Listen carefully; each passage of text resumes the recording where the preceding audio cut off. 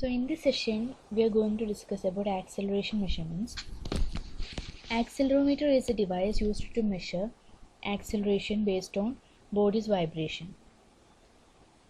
They are a type of vibration pickup. Vibration pickups are vibration measuring devices that contains seismic mass, that is a mass for measurement, spring, damper elements that are used in combination with some transducers. And the vibrator response of a system can be expressed through a number of parameters such as frequency, displacement, acceleration, and induced strain or stress. So in these devices, we are using vibration as our basic parameter for acceleration measurement. That is, the vibration of a body is measured by this instrument.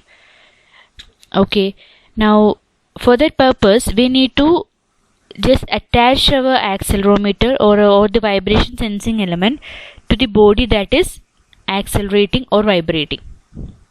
Now this is a figure of a relative acceleration pickup. Here, when the shaft rotates at constant speed, eddy currents generated in the rotating conductive disc, this is the rotating conductive disc, are constant and proportional to the speed. The eddy current produced in this conducting disc are constant and is proportional to the speed of the shaft rotation. These currents produce a magnetic field which links the two pickup coils. These are the two pickup coils, this one and this one. And the output of these pickup coils, at the output we will obtain two voltages A01 and A02. So these eddy currents produce a magnetic field which links these two pickup coils, but no coil voltage is produced here. That is, at this time when the speed is constant or when the eddy current produced is constant here, then the magnetic field produced will be linked with the coils, but no output voltage will be produced because the field is steady here. An output voltage will be produced only when the magnetic field linking the coils is varying.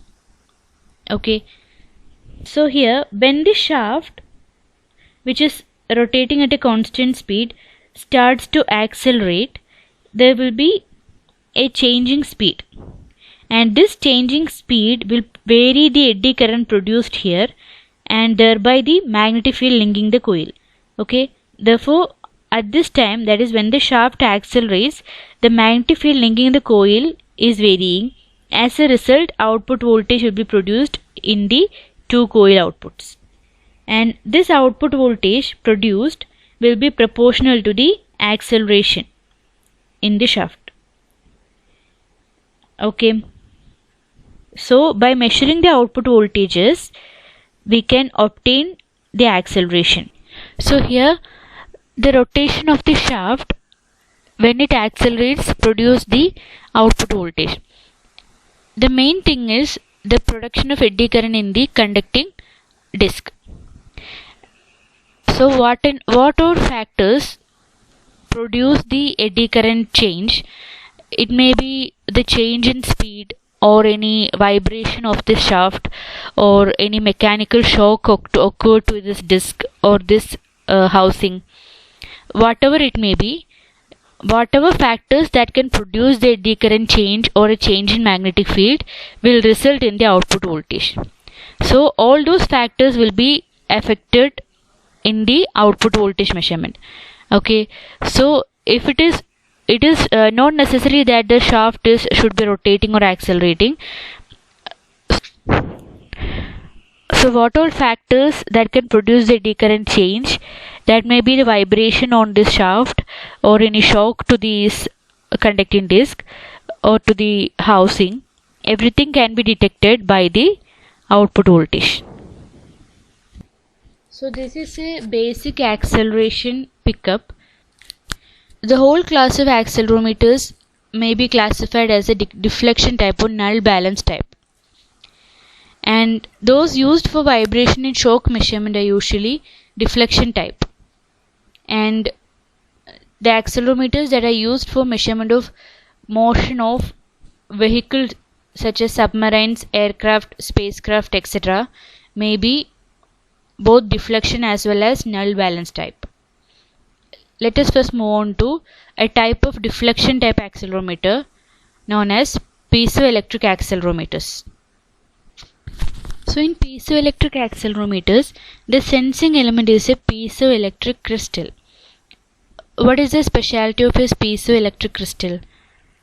That is, in such a crystal, if we apply force or stress in across any of the two edges or faces of the crystal, then across the other two faces we will obtain proportional voltage. That is, the voltage obtained across the two faces will be proportional to the force or stress acting upon the other two faces.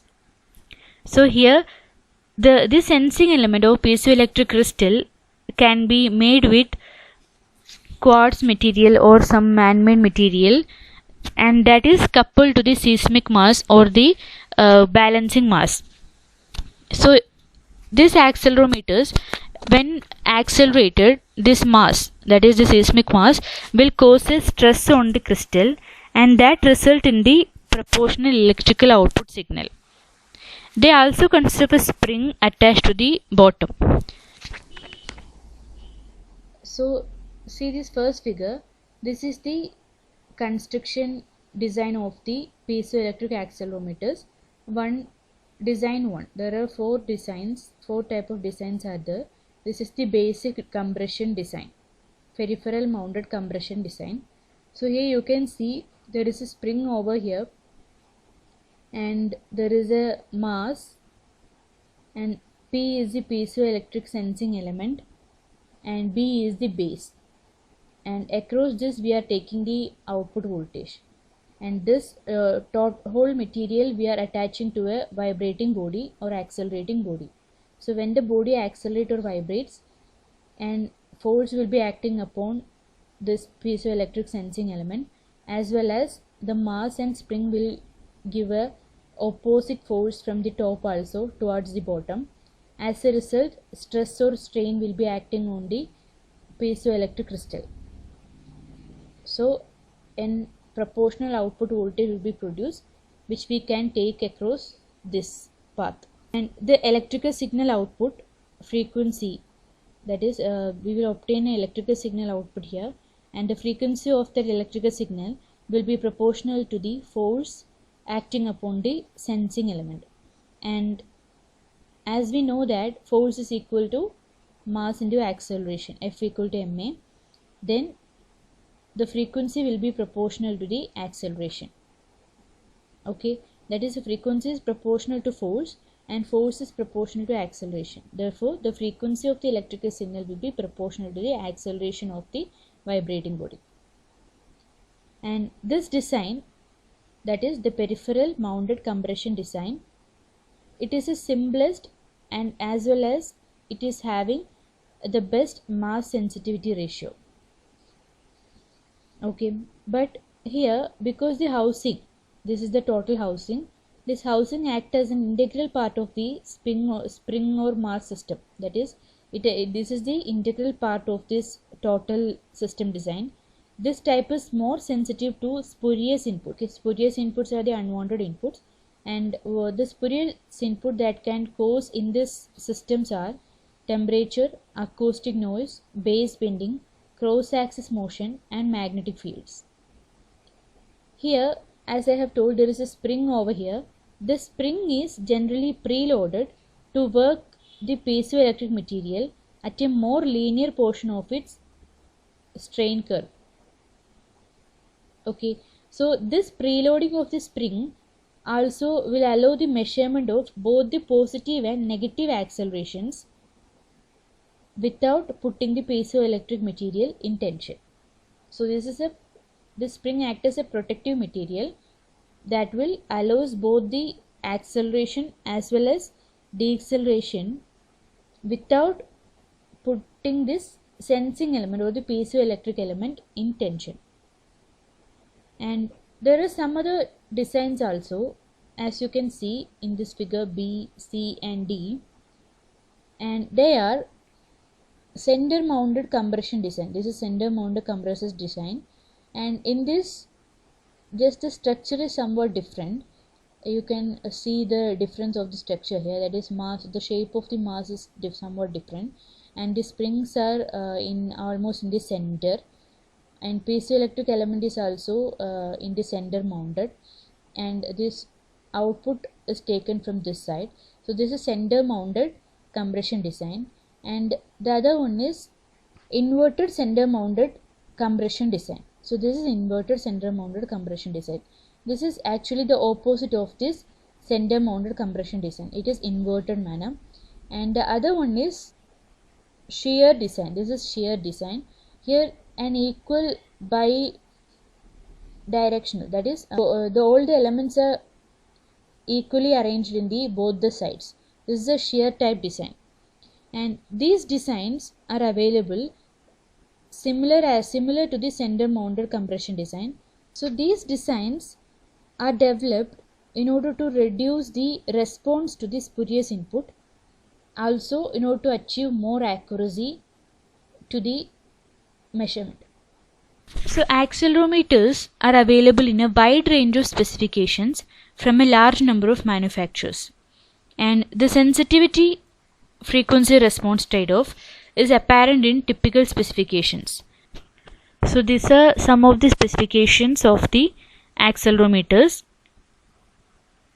various specifications given by different manufacturers, and these accelerometers need to be mounted on the top of the vibration or vibrating device.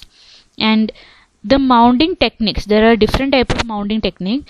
The accelerometers may be mounted with threaded studs, or that is using threads to the attached by threads to the vibrating material, or with cement or wax adhesives, or we can use a magnetic holders. That is, somehow we need to attach these accelerometers on the above of the vibrating substance.